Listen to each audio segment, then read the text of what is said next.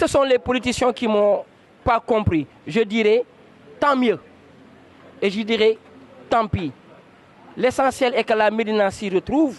Ousmane Kanté est dans tous les combats yi nga xamante ne soxal na Médina. Ousmane Kanté est présent partout où la Médina fait appel à lui. Tey jii on doit construire la Médina avec tous les enfants de la Médina. Le maire, avec son esprit d'ouverture, a lancé un appel aux enfants de la Médina d'ici, de la diaspora. Ousmane Kanté, Médina moo ko ñor. Il a répondu favorablement à l'appel du maire pour que actuellement ñu liggéey Médina parce que actuellement fi ñu toll c'est le temps du travail nekkatuñu ci temps politique bu politique jotee nañu politique mais ci lu ñu toll du politique liggéey la Médina a besoin de tous ses bras, la Médina a besoin de tous ses enfants, la Médina a besoin de toutes les couches sociales et sympathisants qui se sentent ou bien qui sont médinois. Donc encore une fois Ousmane Kanté est conscient Médina moo ko ñor day liggéeyal Médina. Il ne cherche pas une position sociale. Ànduma ak nit pour ma jox ma salaire, j'en ai pas besoin. Ànduma ak nit pour ma fal ma, j'en ai pas besoin. bu ma ànd ak nit ba àndatuma ak moom parce que fa mu tegoon tànkam ci Médina teggi na ko te nag ku teggi sa tànk fa nga teg Médina Ousmane Kanté da la fi ne teg ànd ak ki nga xamante ne Médina moo ko ñor jóg pour liggéey Médina. Loolu moo may intéressé ci loolu lay dox mais Ousmane Kanté n'a aucune importance ce qu'il veut faire pour la Médina. Mais je pense que la réponse idéale aurait été que ñu dégg ko ci nga xamante ne mooy turu Cheikh Ahmed Tidiane Ba moom mi nga xamante ne c'est le président de la CATB. J'ai été membre de la CATB, j'ai été membre du comité de directeur de la CATB.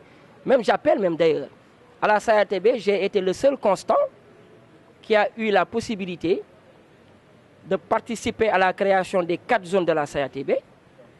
J'ai été le superviseur de la zone la plus importante de la CATB qui est au niveau des penc de Santhiaba, de Thiering, de Dego, Mbakana ak aussi fi Sfax nekk te mooy ginnaaw esat Iba Mar Diop.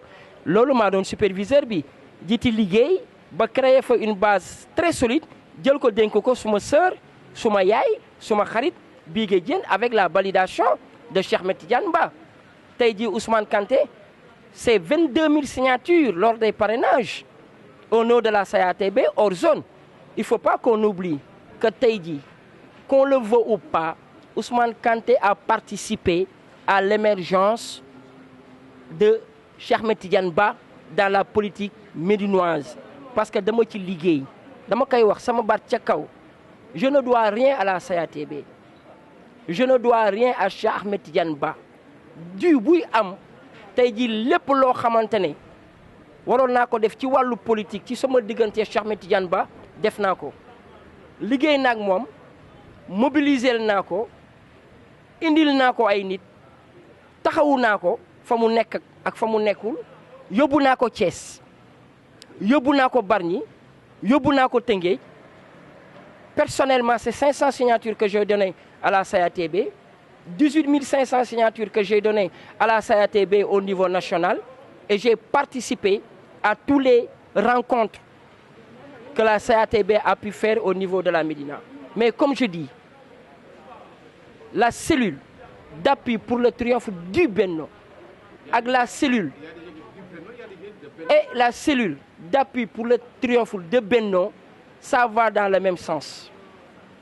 La constance c'était jàppale Benno Bokk Yaakaar bi nekk biir Médina. Loolu kese moo ci am solo.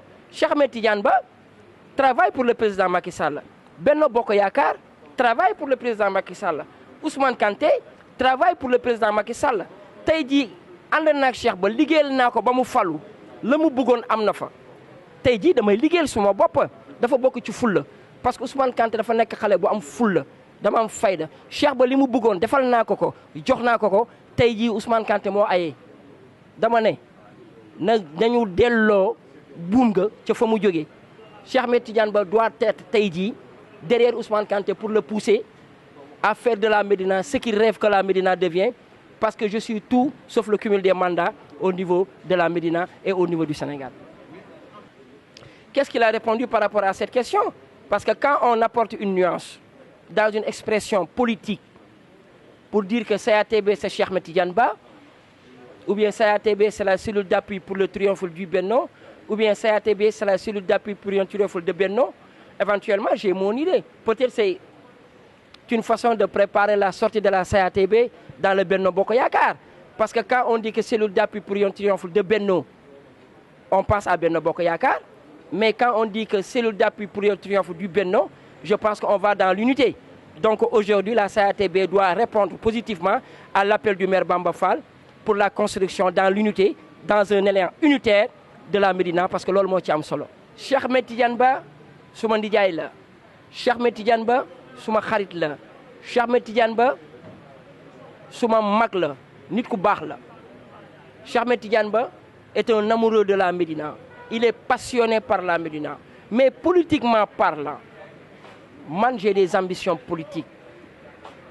Je veux participer au développement de mon pays, au développement de ma communauté. Et comme je dis, j'ai rien à apprendre dans le mouvement politique de la CATB.